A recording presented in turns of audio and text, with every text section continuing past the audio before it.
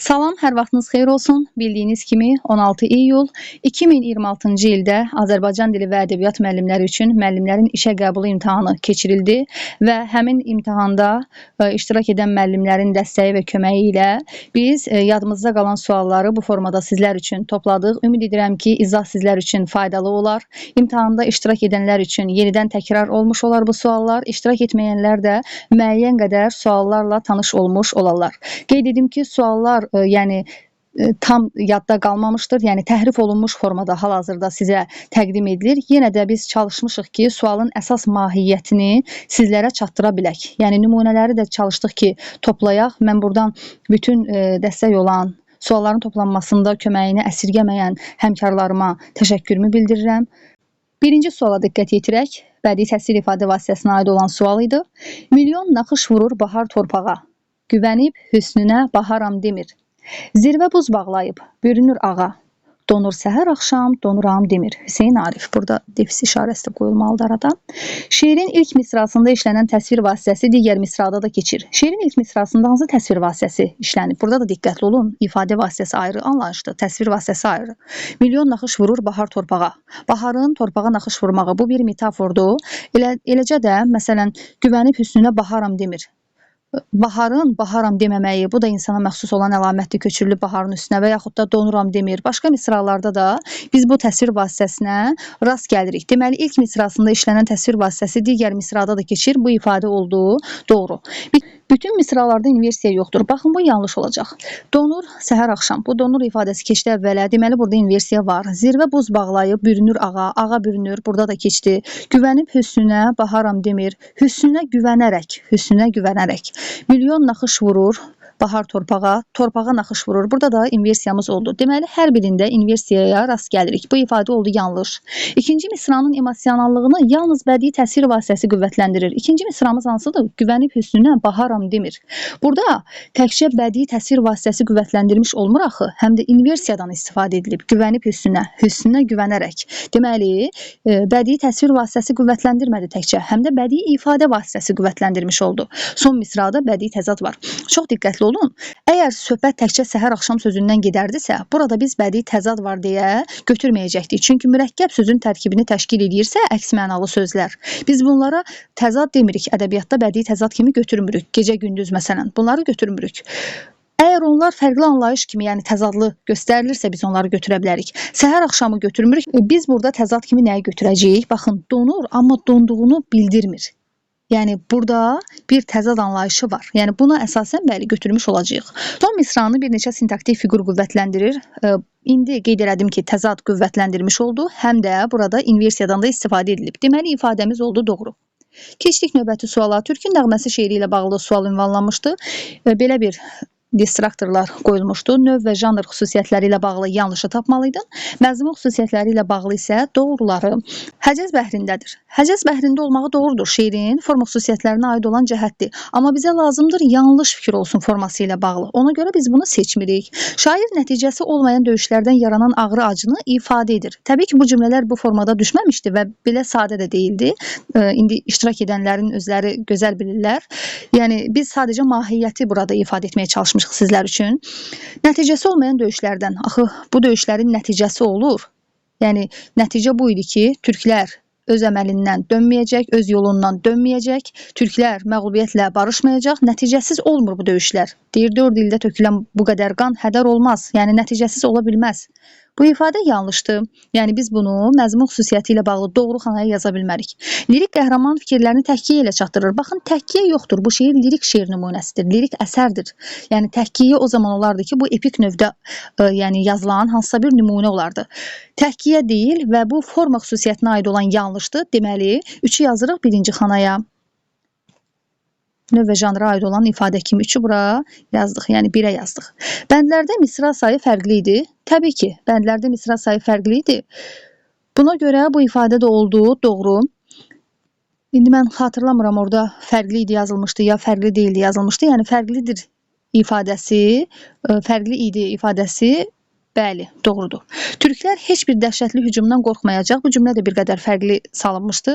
Yəni, əsas mahiyyət bu idi ki, türklərin heç nədən qorxmayacağı göstərilmişdi. Bəli, deyir, türklər geriyə dönməyəcək misli əməldən. Türklər deyir, dövlətlərin dəhşətli atəşlərindən belə qorxmurlar, hücumlardan belə qorxmurlar. Türklər sülhə meyillidirlər. Bu cümlədə fərqli şəkildə orada göstərilmişdi. Yəni əsas mahiyyət onların sülhə meyilli olmağı idi və orada da belə bir cümlə səslənir. Türklər geriyə dönməyəcək misli əməldən. Yəni o cümləyə əsasən sən həmin variantı çıxış eləyə bilərdin. Bu da oldu doğru fikir. Vaqif dramında İbrahim xanın narahatlıqları nə idi? 1. Kəndlərdə baş verən çaxnaşma, bəli, narahat idi. Vaqif də bununla bağlı onu ayıltmağa çalışır. Ordusunda fərarilərin olması, bu daha çox Qacarın ordusunda baş verən məqam idi, yəni fərarilər var idi. Ölkələrin təhdidləri, İbrahim xan deməli, yuxudan anidən oyanır və çox narahatdır ki, qonşu dövlətlərin təhdidləri ilə üzləşəcək, onların hücumu ilə, Rusun, İranın və s.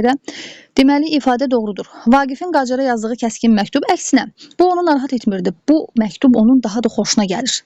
Qaçaqların dağlarda məskən salması, bəli, bu da onu narahat edirdi. Hətta İlyasla dialoqunda deyir ki, bəlkə biz həmin o kəndləri yandıraq. İlyas bunu qəbul eləmir. Deyir ki, bunu etməyək. Nurəddin hekayəsi ilə bağlı 5 fikir verilmişdi. Hansı 2 rəqəmin yeri dəyişsə, ardıcıllıq düzələr.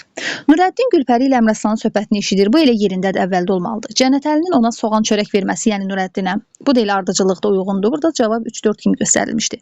Bahar gələndə divanın da Nurəddini ölmüş bildiyini deməsi, Cənnətəlinin səliqəli, yəni bunların yeri dəyişikdi. Nurəddinin təhsilini başa vurmaq münasibətilə ziyafət verilməyi, bu da sonda olmuşdu.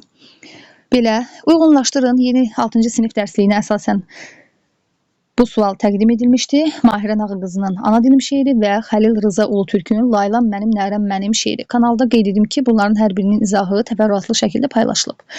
Hər ikisi üçün ortaq cəhət və hər birinə aid olan xüsusi cəhətlər, belə deyim. Füzulinin adı çəkilir. İkisində də var bu məqam. Diqqətli olaq, hər ikisində Füzulinin adı çəkilmiş olur. Bu oldu ortaq cəhət.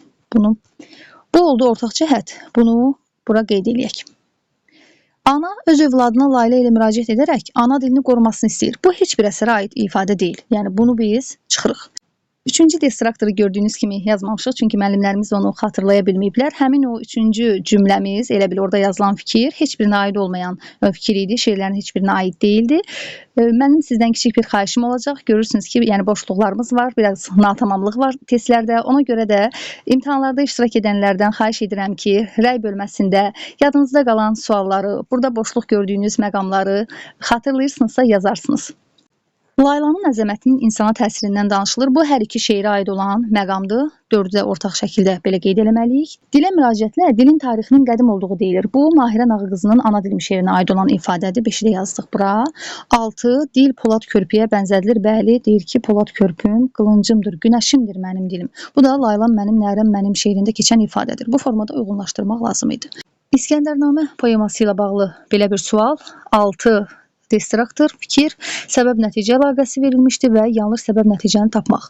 Mənə elə gəlir ki, 1 və 2-ci yazdığımız bu xanalarda biz tam mahiyyəti qeyd eləyə bilməmişik yadda qalmadığı üçün.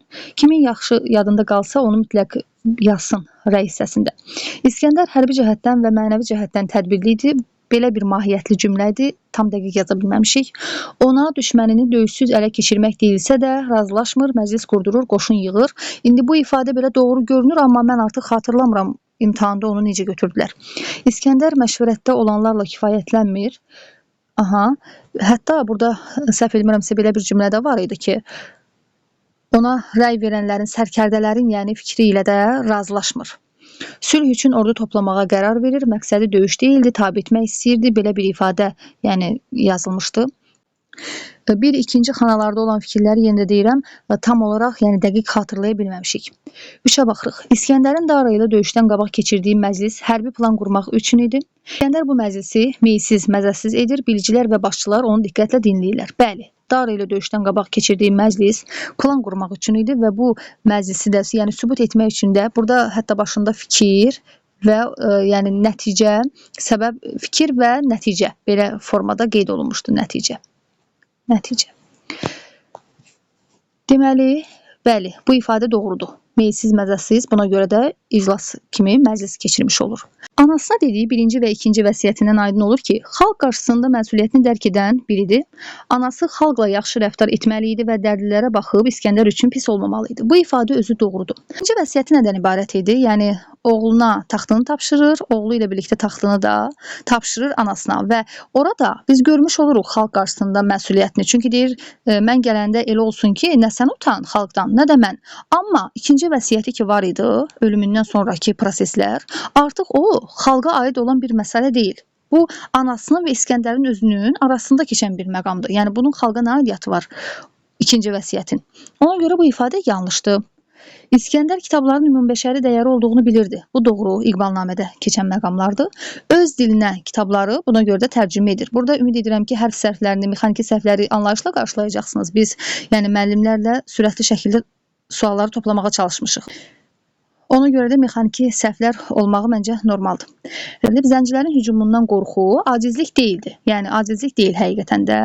Müəllif bu qorxunu uyğun hesab edir. Yəni deyir, yəni ağılsızlıq olar ki, belə bir qoşundan qorxmayasan. Vəziri ona müdafiədə durmağı bildirir və döyüşü ertələməyi istəyir. Yəni burada vəzir deyərkən də Ərəstunu nəzərdə tutur. Səhv etmirəmsə bu ifadəni də doğru götürdülər. Yəni xatırlamıram burada hansı cavabların dəqiq olaraq yəni doğru götürüldüyünü. Sualla belə tanış olduq. Növbəti suala baxırıq. Leyli və Məcnun poemasında burada və unudulub. Deməli, poemada Məcnun səhrada Leylini özündən uzaqlaşdırır və müəllim şagirdə izah edərkən Məcnunun dilindən deyilən hansı ifadələri bildirsə yanlış olmaz.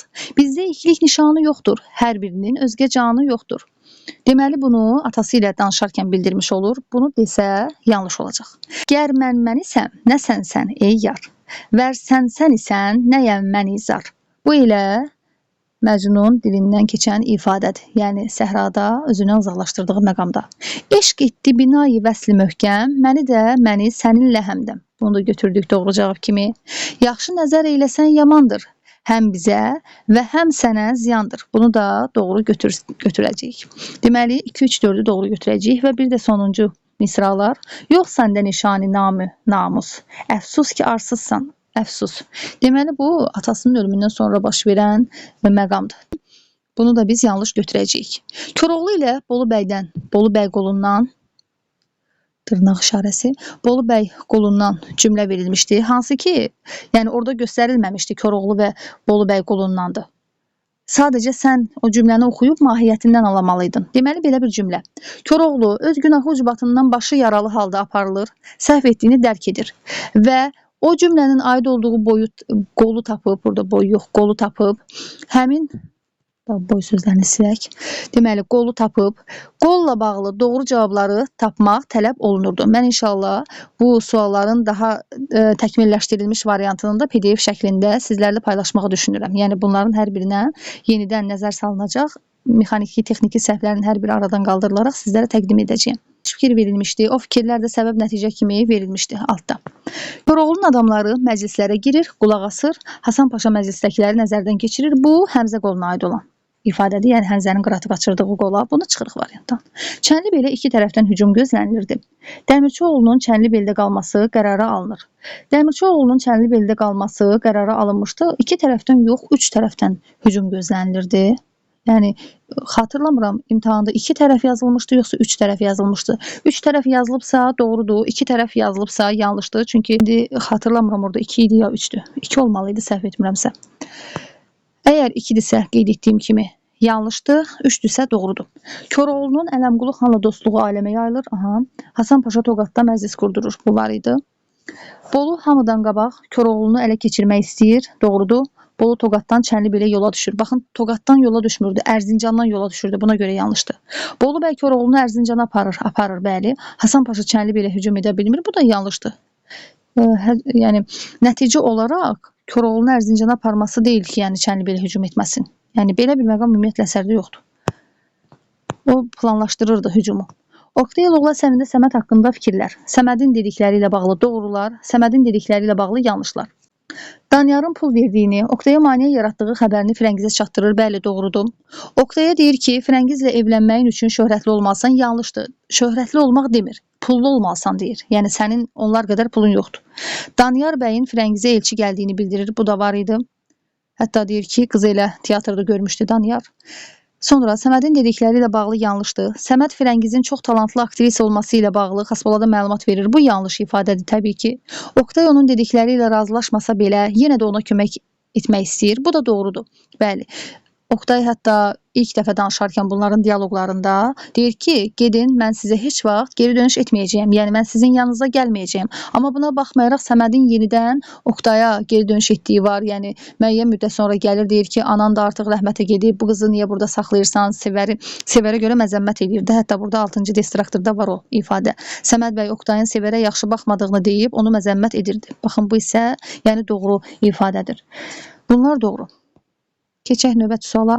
Müsibət Fəxrəddin əsəri ilə bağlı belə bir sual, obrazlarla bağlı uyğunluğu istəyirdi və 6 obraz aşağıda göstərilmişdi hər biri, yəni 1, 2, 3, 4, 5, 6 işarələnmişdi, adları göstərilmişdi. Mələk, Cahangir, Fəxrəddin, Rüstəm, Mahmud, Fəxrəddin hər biri yəni var idi.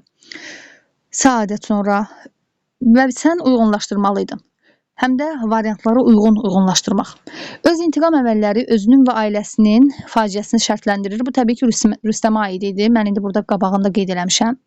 Köhnəlik mühitinin nümayəndəsi olan bu obrazın övladları hər biri fərqli əqidələrə sahibdir. Rüstəm bəyə diqqət yetirsək, onun övladları fərqli əqidələrə sahib deyirlər. Məsələn, Səadətdir, Mahmuddur, hər ikisi qan davasına qarşıdır. Amma Mələyin övladları Şahmardır, qan davasının tərəfdarıdır, Fəxrəddin isə tamamilə əksidir bu düşüncənin. Ona görə Mələyə yazdıq bu ifadəni. Onun var dövlətin nəsli kökü, cəsarəti və sevgisi ilə öyünür, nəsə belə bir variant olubmuş. Bunu da biz ən çox ana dramında aid eləyə bilərik Orxana. Yəni, Cahangirin dilindən bu nəsil, nəcabət, kök məsələsi keçmir. Yanlış məkanda və baş verənləri dayandırma tərəfdarı olan obraz güllənin qurbanına çevrilir. Bu Mahmud idi. Yəni, bu cümlənin mahiyyəti belə idi ki, özü qan davasının qarşısını almaq istəsə də, özü bu davanın qurbanına çevrilir. Yəni, bu Mahmuddur. Doğrudur. Öz fikirlərini çəkinmədən ifadə edən bu obraz öz ailə üzvünə qarğış etməkdən çəkinmir. Bəli, atasına qarğış eləmiş olur da və bu məqamda atasının yurduna qarğış edən Gülbaharla oxşarlıq təşkil edir. Verənlərin günahını şəriətdə görür. Əslində biz bu ifadəni Fəxrəddinə aid edə bilərdik, amma şəriət sözünə görə aid edə bilmirik. Hətta əsərdə belə bir cümlədə keçir ki, heyf sənə gözəl İslam, gözəl şəriət, yəni təəssübkeşliyini çəkirdi şəriətin, İslamın. Günahı şəriətdə görmürdü Fəxrəddin. İfadə yanlışdır. Burada obraz olaraq aid edilən, yəni düzgün formada göstərilən cavablar Rüstəm idi, Mələk, sonra Mahmud və Səadət. Onlara aid olan ifadələri də görmüş oldunuz. Dəli Kür əsəri ilə bağlı belə bir sual Molla Sadıq Allahyar və birinə aid doğru fikir, yalnız birinə aid, hər ikisinə aid fikir və heç birinə aid olmayan fikir. Bəzi məqamlarda milli həmrəylik, yəni birlik, həmrəylik hissindən məhrum olmadığı görünür. Bəli, bu aiddir Molla Sadığa. Yəni bir obraza aid olduğu üçün götürürük. Pristavla əlbir olur düşmənə qarşı. Allahyarın Pristavla əlbir olduğunu görmüş olmuruq, amma Molla Sadıq əlbir olmuşdur. Düşməninə qarşı mübarizədə onun ailə üzvlərinə sataşır. Bu hər ikisinə aid olan ifadədir. Allahyar salatını qaçırır. Digəri də Cahandar ağanın bacısına qarşı, yəni sataşmış olur. Bu ifadə oldu doğru. Düşmənlə mərdliklə mübarizə aparır düşməni ilə. Bu, təbii ki, Cahandar ağaya aid olan ifadədir. Bunların heç biri mərdliklə Cahandar ağanın qabağına çıxa bilmirlər. Çar Rusiyasının müstəmləkəçilik siyasətinə dəstək verirdilər. Heç birinə aid deyil. Nüfuzundan istifadə edərək elmə, təhsilə qarşı çıxır. Bu da təbii ki, Molla Sadıq idi. Bunun da heç birinə aid olmayan fikir dediyinə görə 5-i götürürük buradan, 6-nı da götürə bilmədik. Xurşidvanın Natəvan əsəri ilə bağlı sual. Yadilli obrazların Azərbaycana münasibəti, Azərbaycanlıların yadillilərə münasibəti. Burada səhv etmirəmsə 3-cü distraktor və burada da hansısa bir fikir olmalı idi. Yəni ümumilikdə 6 fikir olmalıymış bu testdə və biz onları xatırlaya bilməmişik. Kimin yadında qalıbsa, zəhmət olmasa yazar. Azərbaycanlı igidlərin igidliyinin yarısı Qarabağ atlarındadır. Baxın, ilk baxışdan bizə elə gələ bilər ki, bu canişinin dilindən səsləndirilən ifadədir. Orada belə deyir ki, sizi Qarabağ atları ilə Tanrı sanki mükafatlandırılıb və deyir, bu çox pis hadisədir ki, sizin yəni xalqınızın yarısı sizdən ayrı düşüb. Ondan Natəvan da cavab verir ki, bəli, bu bizim faciəmizdir. Bu bizim üçün yəni faciədir. O yarı ifadəsini gətirib burada Qarabağ atlarına igidliyinin yarısı ifadəsi altında bu formada verib, aid edib, yəni iki cümləni birləşdirərək bir cümlə halına keçirib, hansı ki onlar ardıcıl şəkildə verilir və sən çaşdıra bilərsən ki, doğrudanmı belə bir cümlə var idi orada? Yəni təbii ki bu yanlış göstəriləcək. Azadlıq günəşi bir gün doğacaqdır. Mixaylovun nitqindən Xurşidbanu ilə danışarkən deyilmiş cümlədir. Deməli, yad illinin Azərbaycana münasibətində öz əksini tapan məqamdır. Burada da hansısa bir cümlə var idi. Səhv etmirəmsə, Aleksandr Duma ilə, onun fikirləri ilə bağlı bir cümlə idi. Yəni, dəqiq xatırlamıram. Azərbaycanlıların yad illilərə münasibəti, şahlıq rejimi Azərbaycanlılara qan utdurmuşdur. Bəli, bu doğrudur. Şəhzadə ilə Natavan danışarkən biz bunu aydın görmüş oluruq. Uşaqları Rusiyaya oxutmağa göndərməklə siyasi məqsəd güdürdülər. Təbii ki, bu siyasi məqsəd deyildi və yaxud da orada cümlənin mahiyyəti təxminən belə idi ki, sanki müstəmləkə əsarətində olduğumuz üçün və ya ruslardan bir qorxu olduğu üçün sırf uşaqları ora göndərirdilər. Elə deyildi. Yəni, Natavanın niyyəti burada sırf uşaqların təhsil almasıydı. Yəni, inkişaf etməsiydi və bunu gələcək üçün zəmin bilirdi Natavan. Ona görə də bu ifadə oldu yanlış. Balaca Qarabağlıq əsəri ilə bağlı sual və bu ədəbiyyatla bağlı göstərilən suallardan birincisi idi. Yəni təqdim olunan sualların birincisi. Qarabağın ətrafdakılara münasibəti və dostlarını sevmədiyi üçün getmək istəyir. Bu təbii ki yanlış idi. Onun əsas məqsədi buradan başqa dünya varmı deyə öyrənmək idi. Balıq lovğa idi. Kərtənkələ ilə və digərləri ilə danışanda kobud rəftar edir. Bu təbii ki yanlışdır. Hətta kərtənkələyə müraciətinə diqqət yetirin. Kərtənkələ can deyərək müraciət edir və lovğa deyildi. Rizə balıqlarının qorxaq olduğunu düşünərək onlara əsəbləşir, onları cəsarətsiz hesab edir. Fikir doğrudur. Ətrafdakıların balığa münasibəti. Onların anası deyirdi ki, uşaqlarımı yoldan çıxarırsan. Burada qurbağa yox, çömçə quyruqların anası, belə qeyd etməliyik. Çömçə quyruqların anası qurbağaydı. Və o deyir ki, uşaqlarımı yoldan çıxarırsan, bu ifadə doğrudur, bəli. Kərtənkələ saqqa quşunun qarnını yırtmağı öyrədir. Bəli, xəncər verir də ona. Doğrudur, köməklik göstərir. Saqqa quşu onu təqdir edir. Bu da yanlışdır, təbii ki. Bu cümlələr bir qədər fərqli salınmışdı, daha böyük idi. İblis əsəri ilə bağlı səhvləri seçin. İblis İbn Yəminə bildirir ki, Rənanı evliyə məcbur edə bilməz, hökumət tərəfindən cəzalanar. Deməli, bu ifadəni biz doğru götürəcəyik. İblis həqiqətən də İbn Yəminə bildirir ki, sən əgər qızı məcburi şəkildə nigaha salsan, onda deyir, bizim başımız ağrı çəkə bilər. Deməli, bu ifadə oldu doğru. Arif Rənaya qovuşmaq üçün qəlbini iblisə verməyə qəbul edir. Bu yanlışdır, qəbul etmir. İbn Yəminin dövlətə qarşı etdiklərini həm özü, həm də iblis deyir. Burada özünün dediyi haqqında məlumata yer verilmir. İblisin dilindən müəyyən mənada bəli, o ifadə keçmiş olur. Bir də İbn Yəmin sadəcə özünün ələ keçməz olduğunu vurğulayır. Deyir ki, İbn Yəmin, bir yığın ordu mənim uğrumda qurban getmişdir. Yəni bu haqda bildirmiş olur fikir. Xavər Arifdən soyumasında yaralı zabitin özünü danlamasını düzgün saymır. Günahı öz taleyində görür. Bəli, bu doğrudur. Yaralı zabit deyir ki, sən mənə görə Arifdən soyumursan. O da deyir ki, yox. Günahkar sən deyilsən, günahkar elə mənim öz taleyimdir. Günah mənim taleyimdədir. Kiçik zabit Vasifin iblisə güllə açmasına qarşı çıxır. Bu ifadəni bilmirəm sual olaraq testdə necə götürmüşlər. Əgər sizin yadınızdadırsa, bunu aşağıda rəy hissəsində bildirərsiniz. Kitabda olan hissəni indi qarşınıza gətirirəm mən ekranlara. Orada göstərilir ki, bəli, kiçik zabit Vasifi güllə, atəş açmaqdan çəkindirməyə çalışmışdı. Bu ifadə var idi. İndi testdə necə götürüldüyü artıq xatırlamırıq. Elxan İbn Yəmini görəndə onun haqqında bildiklərini açıb söyləyir. Bəli, bu da doğru ifadədir. Onun haqqında bildiklərini açıb söyləmişdi ki, deyir, məni tutduran ləyin bu idi. Qoca və dəniz əsəri ilə bağlı doğru fikirləri seçin. Qoca heç bir halda dənizdən şikayətlənmirdi. Bəli, doğrudur. Hətta dəniz ona balıq verməyəndə belə. Yaşlı balıqçılar onunla zarafat edəndə onlara kobud cavab verirdi. Bu da təbii ki yanlışdır. Ümumiyyətlə kobud cavab verməyinə yer verilmir. Bir də yaşlı balıqçılar deyildi onunla zarafat edən. Zarafat edənlər daha gənc balıqçılar idi. Yaşlı balıqçılar isə qocanın halına acıyırdılar. İfadə yanlışdır. Oğlan yanından ayrılandan sonra Manolin qocanın həvəsi azalmışdı. Bu da yanlışdır. Qocanın qayğı zədələnsə də buna görə pis olmur. Özünə təsəlli verir. Bəli, bu ifadə doğrudur. Təhlilimiz bu qədər. Ümid edirəm ki, imtahanla bağlı, suallarla bağlı müəyyən qədər sizləri tanış edə bildim. Əməyə qiymət vermək üçün kanala abunə olub bəyənməyi unutmayın. Fikirlərinizi rəy bölməsində yaza bilərsiniz. Qeyd edim ki, bunların hər biri sadəcə toplanılmış suallar idi. Yaddaşda qalana əsasən. Sizlərlə mən idim, Aytaç müəllimə. Sağ olun.